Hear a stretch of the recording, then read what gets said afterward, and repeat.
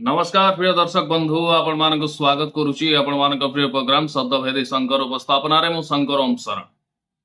दर्शक बंधु यात्रार नुआ सीजन आरंभ हवा पूर्व आखड़ा शाल एवं कंपुची समस्त आखड़ा शाल उणा अधिका आरंभ हो सारी से बड़ बड़ पार्टी हूँ कि छोट पार्टी हूँ आखड़ा शाल बर्तमान जदि रिहर्सल ठीक मात्रा करा आगामी वर्ष बेपार हम आगामी वर्ष यात्रा मैदान को उल्हेबे यात्रा कलाकार सहित यात्रा मालिक किंतु खाली कौन यात्राटा आखड़ा शाल हेले कौन भल लगे कि दिन थिला यात्रा भारी सिक्रेटली तार सब किसी मेंटेन करूला आर्टिस्ट मानू केते पेमेंट दब आर्टिस्ट माने कोठी रहिबे कौन करिवे ये सब किसी जिनस सिक्रेटली मेंटेन करा जाउथला किंतु एबे सब किसी जिनस दांडरे पड़ी हाटरे गड़ागड़ी होउची केते आर्टिस्ट पेमेंट नौचंती सी भी पब्लिकली समस्ते जानुचंती आ ता छड़ा किछि किछि मालिक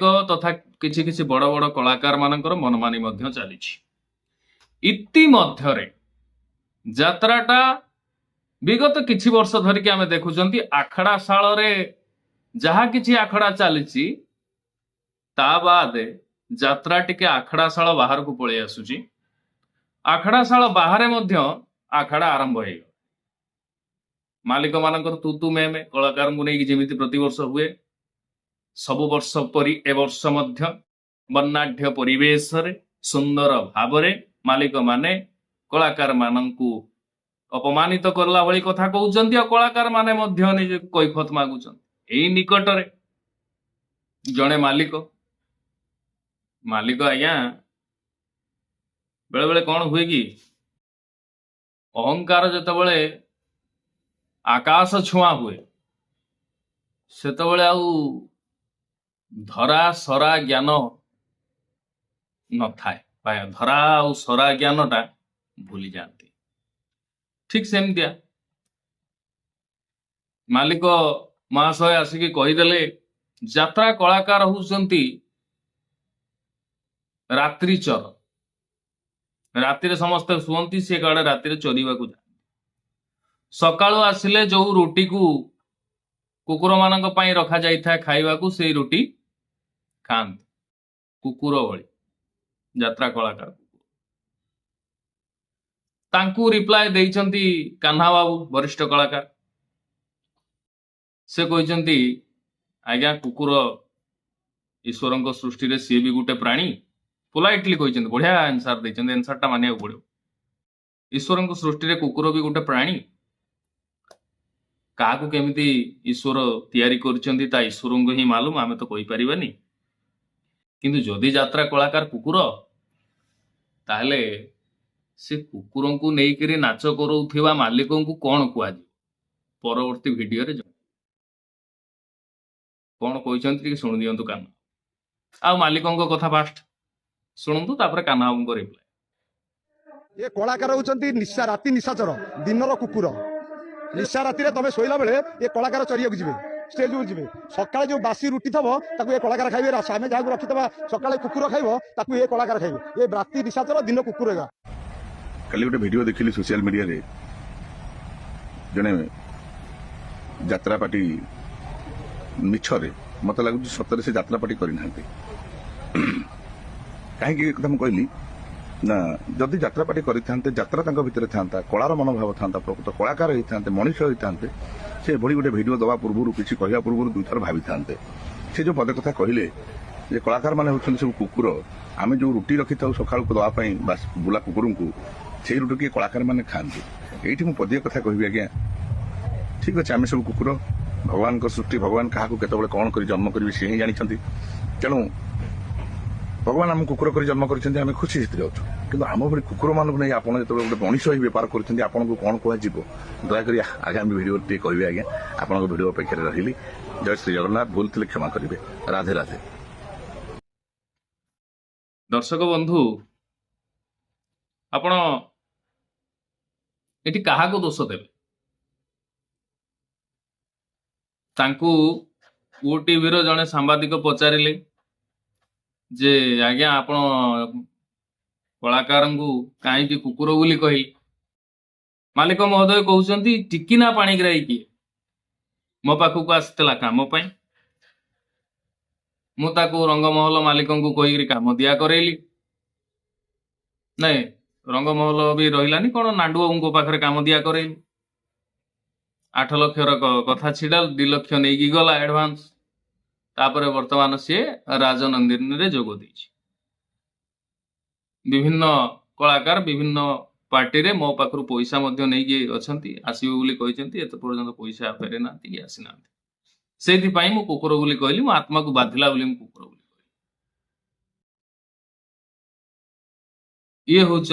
ଇଏ ହଉଛି ମାଲିକଙ୍କର ସଫାଇ। ବର୍ତ୍ତମାନ ମତେ ଗୋଟେ କଥା କୁହନ୍ତୁ ଆଜ୍ଞା, ଯେଉଁ କଳାକାର ମାନଙ୍କୁ ନେଇକିରି ଆପଣ ରାତିରେ ନଚେଇକିରି ରୋଜଗାର କରୁଛନ୍ତି, ନିଜ ପେଟ ପୋଷୁଛନ୍ତି, ତାଙ୍କୁ କୁକୁର କହିବାଟା କେତେ ଦୂର ଯୁକ୍ତିଯୁକ୍ତ? ଥରେ ସୁସ୍ଥ ମସ୍ତିଷ୍କରେ ସୁସ୍ଥ ମାନସିକତାରେ ପଚାରି, ଯୋଉ କଳାକାର, ଧର ଆପଣଙ୍କ କଥା ହଉ, ଯୋଉ କଳାକାର ଆସିବନି, ଆପଣ ଦେଖୁଛନ୍ତି ଏଇ ଜିନିଷ ହେଇଗଲା, ତା କତରୁ ପଇସାଟା ଆଦାୟ କରିଦଉନାହାନ୍ତି। ପାର୍ଟି ତ ଆପଣଙ୍କର ଚାଲିଛି ନା, କମ ହଉ ବେଶୀ ହଉ ପାର୍ଟି ଆପଣଙ୍କର ଚାଲିଛି। ଆପଣ କଳାକାରଙ୍କୁ ଆଗୁଆ ଯଦି ବି ଦେଲେ ପାର୍ଟିକି ଆସିବା ପାଇଁ, ଦେଖିଲେ ସେ ଆସିଲାନି, ତା କତରୁ ପଇସାଟା ଆଦାୟ କରିନେବେ। ପଇସା ରଖିବେ କାହିଁକି, ତା କୁକୁର କହିବେ କାହିଁକି?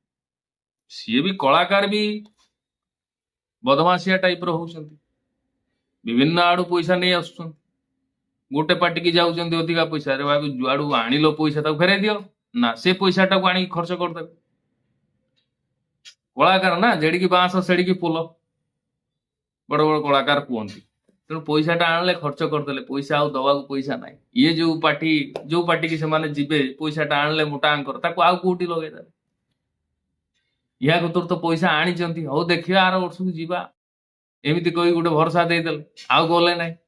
ଯାହା ଫଳରେ ସିଏ ବାଧ୍ୟ ହୋଇକି କୁକୁର, ମାଙ୍କଡ, ବିଲେଇ, ବାଘ ଯାହା ପରେ ତାହା କହିଲେ। ଦର୍ଶକ ବନ୍ଧୁ, ଏଇ ଯୋଉ ବାସି ରୁଟି କଥା କହିଲେ ମାଲିକ, ବାସି ରୁଟିର ଗୁଡାଏ ବେନିଫିଟ ଅଛି, ଗୁଡାଏ ବେନିଫିଟ। ଆପଣଙ୍କୁ ଯଦି ଡାଇବେଟିସ ହେଇଥିବ, ବ୍ଲଡ ସୁଗାର ଥିବ, ଆପଣ ହସ୍ପିଟାଲ ଯିବେ ବା ଯୋଉ ଡାକ୍ତରଙ୍କ ପାଖରେ ଦେଖାନ୍ତୁ, ଡାକ୍ତର ଆପଣଙ୍କୁ ସଜେଷ୍ଟ କରିବ ବାସି ରୁଟି ଖାଆନ୍ତୁ।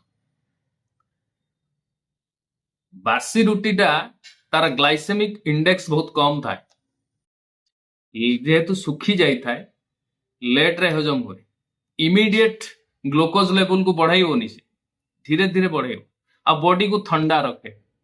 ବାସି ରୁଟିର ଗୁଡାଏ ଉପକାର ଅଛି। ଷ୍ଟେବିଲାଇଜ ବ୍ଲଡ ସୁଗାରକୁ ଷ୍ଟେବିଲାଇଜ କରେ। ଡାଇଜେସନ ସିଷ୍ଟମକୁ ମଧ୍ୟ ପ୍ରମୋଟ କରିଥାଏ, କାରଣ ଧୀରେ ଧୀରେ ସେଟା ହଜମ ହୁଏ। ଆଉ ୱେଟ ମ୍ୟାନେଜମେଣ୍ଟକୁ ମଧ୍ୟ ବାସି ରୁଟି ଭଲ ସୁହାଇଥାଏ। ତେଣୁ ବାସି ରୁଟି ତା ସ୍ୱାସ୍ଥ୍ୟ ପକ୍ଷେ ହିତକର, ତାର ଗ୍ଲାଇସେମିକ ଇଣ୍ଡେକ୍ସ ବହୁତ କମ। ସଜ ରୁଟିରେ ଗ୍ଲାଇସେମିକ ଇଣ୍ଡେକ୍ସ ଅଧିକା ଥାଏ। ସଜ ରୁଟି ଆପଣ ଯଦି ଖାଇବେ, ସାଙ୍ଗେ ସାଙ୍ଗେ ବ୍ଲଡ ସୁଗାର ବଢିବ। କିନ୍ତୁ ବାସି ରୁଟିରେ ଯେହେତୁ ଟିକେ ଶୁଖି ଯାଇଥାଏ, ସେ ଧୀରେ ଧୀରେ ହଜମ ହୁଏ, ବ୍ଲଡ ସୁଗାର ଏତେ ସ୍ପିଡରେ ବଢିବ ନାହିଁ। ବାସି ରୁଟି ଖାଇବା ପାଇଁ ଡାଇବେଟିସ ପେସେଣ୍ଟ ମାନଙ୍କୁ ଡକ୍ଟର ମାନେ ସଜେଷ୍ଟ କରନ୍ତି, ଯେହେତୁ ଗ୍ଲାଇସେମିକ ଇଣ୍ଡେକ୍ସ କମ। ଆପଣ ବାସି ରୁଟି ଯୋଉ କହିଲେ, ଏଟା ଭଲ ଜିନିଷଟା, ତାକୁ କିନ୍ତୁ ଆପଣ ଖରାପ ସେନ୍ସରେ କହିଦେଲେ ଯେ ବାସି ରୁଟିଟା କୁକୁର ପାଇଁ ଅଛି, ତାକୁ କଳାକାର ମାନେ ଖାଆନ୍ତି। ଇଏ ଆପଣଙ୍କର ଅହଙ୍କାର। ଆପଣ ମିଡିଆ ସାମ୍ନାକୁ ଆସୁଛନ୍ତି, ମିଡିଆ ସାମ୍ନାକୁ ଯେତେବେଳେ ଆସୁଛନ୍ତି, ସେତେବେଳେ ଆପଣଙ୍କର ବାକ୍ୟ, କଥାବାର୍ତ୍ତା, ଚିନ୍ତା ଭାବନା, ଇମୋସନ ନିଜ ପକେଟରେ ପକେଇକି ଆସନ୍ତୁ। ସବୁ କିଛି ଉକାଳି ପକାନ୍ତୁ, କାରଣ ପରବର୍ତ୍ତୀ ପରିସ୍ଥିତି ଏମିତି ବି ହବ, ବାଧ୍ୟ ହୋଇକି ଆପଣଙ୍କୁ ଆଣ୍ଠେଇବାକୁ ପଡିବ। ତେଣୁ ସାମ୍ବାଦିକ ହିସାବରେ ଆମେ ଗୋଟିଏ କଥା କହିବୁ, ସବୁବେଳେ ଯୋଉ କହନ୍ତି ନା, ତୁଣ୍ଡ ବାଇଦ ସହସ୍ର କୋଷ, ତୁଣ୍ଡଟାକୁ ନିଜ କଣ୍ଟ୍ରୋଲରେ ରଖନ୍ତୁ। ନହେଲେ ଏଇ ଯୋଉ ଅପମାନଜନକ କଥାବାର୍ତ୍ତା କଲେ, ବର୍ତ୍ତମାନ କାହ୍ନା ବାବୁ ଯୋଉ କୋଶ୍ଚେନଟି ମାରିଛନ୍ତି ଯେ ଯଦି କଳାକାର ମାନେ କୁକୁର, ତାହେଲେ କୁକୁର ମାନଙ୍କୁ ନେଇକିରି ନଚଉଥିବା ମାଲିକ ମାନେ କଣ ହେବେ, ପରବର୍ତ୍ତୀ ଭିଡିଓରେ ଜଣେଇବେ।